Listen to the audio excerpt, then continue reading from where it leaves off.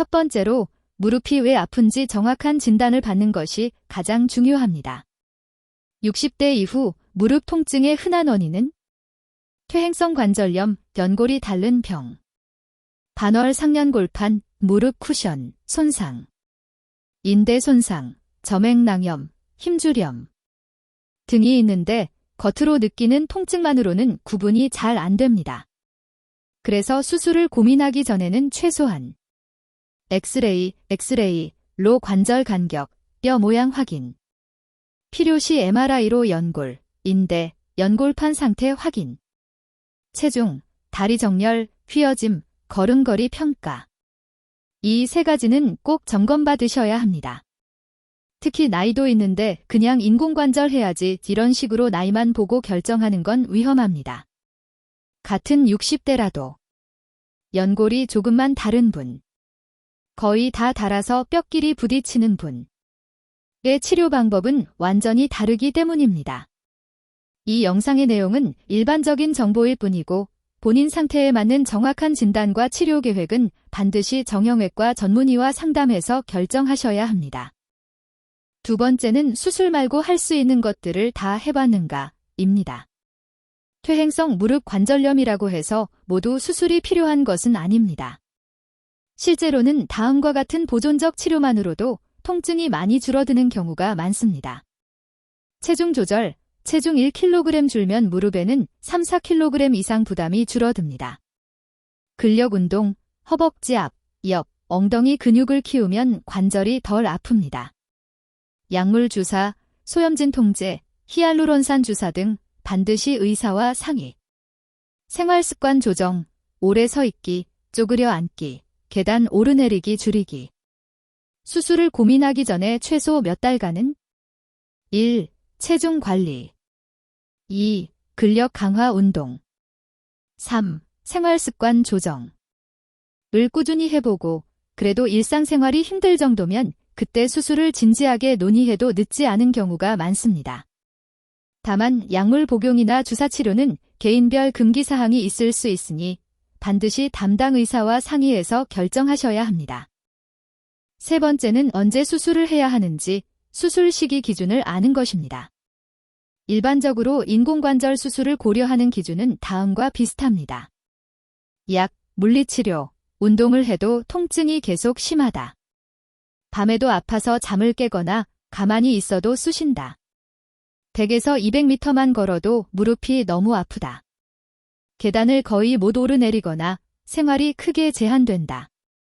엑스레이에서 연골이 거의 다 닳아 뼈끼리 맞닿아 있다. 반대로 가끔 아프지만 걷기, 가벼운 운동은 가능하고 쉬면 괜찮아지는 정도라면 조금 더 보존적 치료와 생활습관 관리에 집중해 볼 수 있습니다. 너무 늦게 하면 수술 못한다는 말 때문에 조급해 하시는데 실제로는 너무 빨리 하는 것도 문제입니다.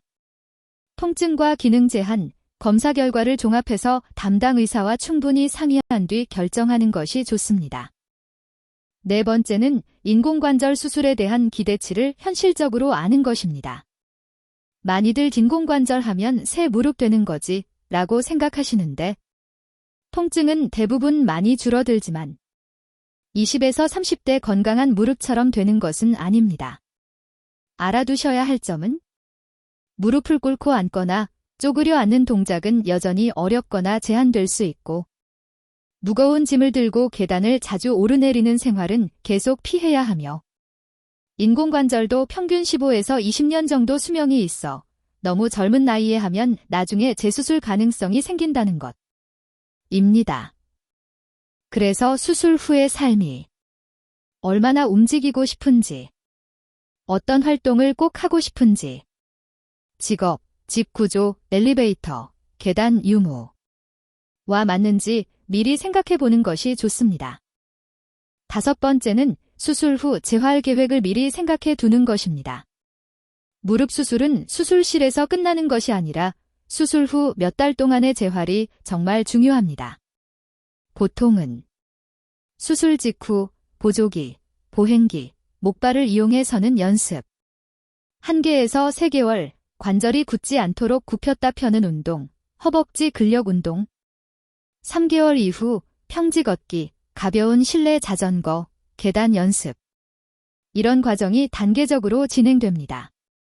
이때 중요한 질문은 누가 병원에 같이 데려다 줄 수 있는지, 집에 엘리베이터가 있는지, 계단은 몇 층인지, 집 안에 손잡이, 미끄럼 방지 매트는 잘 되어 있는지 입니다.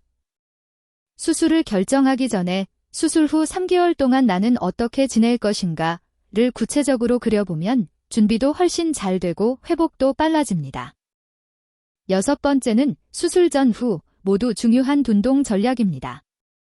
수술을 미루고 보존적 치료를 하는 분이든 수술을 앞둔 분이든 공통으로 중요한 것은 허벅지 앞 근육, 대퇴사두근, 엉덩이 근육, 종아리 근육을 안전하게 강화하는 것입니다. 실천하기 쉬운 예로는 의자에 앉아서 천천히 다리 뻗었다 내리기, 침대나 소파에 누워 한쪽 다리씩 들어 올리기, 평지에서 10에서 20분 천천히 걷기, 통증 허용 범위 내 등이 있습니다. 아픈데 어떻게 운동을 해? 라고 생각하시지만 완전한 휴식은 오히려 근육을 더 약하게 만들어 관절 부담을 늘립니다. 통증이 심하게 올라오지 않는 선에서 짧게 자주 움직이는 것이 중요합니다. 단, 이미 통증이 매우 심하거나 붓기 결감이 심한 경우에는 무리한 운동을 중단하고 의사와 상의해야 합니다. 7번째는 어떻게 걸을 것인가입니다. 같은 걷기라도 무릎에 좋은 걷기와 나쁜 걷기가 있습니다. 무릎이 좋아하는 걷기, 평지, 충격이 적은 길, 공원 산책로, 흘길, 잔디길. 보폭을 조금 줄이고 천천히 규칙적으로 걷기. 통증이 0에서 10 중 3, 4 이하일 때만 20에서 30분 이내로. 무릎이 싫어하는 걷기, 오르막 내리막이 심한 등산로, 딱딱한 아스팔트, 계단 오르내리기 반복. 통증이 있는데 참고 오래 걷기. 특히 60대 이후에는 운동은 많이 할수록 좋다가 아니라 무릎이 견딜 수 있는 만큼 자주, 짧게가 더 중요합니다. 걷다가 통증이 5 이상으로 올라오면 그날은 잠시 쉬고 다음날 거리를 줄이는 식으로 조절해주세요. 8번째는 집안 환경을 무릎에 맞게 바꾸는 것입니다. 수술 전에도 수술 후에도 모두 중요합니다. 점검해 보셔야 할 것들. 화장실, 욕실의 미끄럼 방지 매트와 손잡이 설치. 침대나 의자 높이는 너무 낮지 않게, 무릎이 90도 이하로 너무 많이 굽혀지지 않게. 자주 다니는 길목에 걸려 넘어질 수 있는 턱, 매트, 전선 정리. 쪼그려 앉아야 하는 낮은 식탁 대신 의자에 앉는 식탁 사용. 이런 작은 변화만으로도 무릎 통증이 줄고 넘어져서 골절되는 위험을 크게 줄일 수 있습니다. 특히 수술을 앞두고 있다면 수술 전에 미리 집을 정리해 두면 퇴원 후에 훨씬 안전하고 편안하게 회복할 수 있습니다. 9번째는 병원에서 꼭 물어봐야 할 질문들을 미리 준비하는 것입니다. 수술을 고민하고 있다면 진료실에서 이런 질문들을 해보세요. 제 무릎 상태에서 꼭 수술이 필요한가요? 다른 방법은 없나요? 지금이 아니면 언제쯤 수술을 고려하는 게 좋을까요? 수술을 안 하고 지내면 어떤 문제가 생길 수 있나요? 예상 회복 기간과 3개월, 6개월 후에 할 수 있는 활동은 어느 정도인가요? 수술 후에 피해야 할 동작이나 습관은 무엇인가요? 진료 시간이 짧다 보니 막상 들어가면 할 말을 잊어버리기 쉽습니다. 그래서 집에서 미리 메모지에 적어가시면 훨씬 도움이 됩니다. 의사와의 소통은 수술 여부를 떠나 내 무릎을 평생 관리하는 데 아주 중요한 출발점입니다. 마지막으로 수술을 하든 안 하든 오늘부터 바로 시작할 수 있는 3가지를 정리해 드리겠습니다. 1. 무릎 일기 쓰기. 오늘 통증 정도 0에서 10, 걸은 시간, 계단 사용, 약 복용 여부를 간단히 적어두세요. 몇 주만 기록해도 내 무릎이 무엇을 좋아하고 싫어하는지 감이 잡힙니다. 2. 하루 5분 허벅지 근력 운동. 의자에 앉아 천천히 다리 뻗기 10회 곱하기 쌓인 2세트. 누워서 다리 들기 10회 곱하기 쌓인 2세트. 통증이 심하지 않은 선에서 매일 같은 시간에 해보세요. 3. 무릎에게 쉬는 시간 주기. 오래 서 있거나 걷는 날에는 중간중간 5분씩 앉아서 쉬기. 계단 대신 엘리베이터 이용하기. 무릎 수술은 인생의 큰 결정입니다. 서두르지 말고 내 몸 상태를 정확히 알고 할 수 있는 관리들을 충분히 해본 뒤에 결정하셔도 늦지 않습니다. 이 영상은 일반적인 건강 정보일 뿐이며 실제 수술 여부나 약물 치료 변경은 반드시 정형외과 전문의와 상의해서 결정하시길 권합니다. 앞으로도 연령대별로 실천 가능한 생활 습관과 운동법 계속해서 나눠드리겠습니다.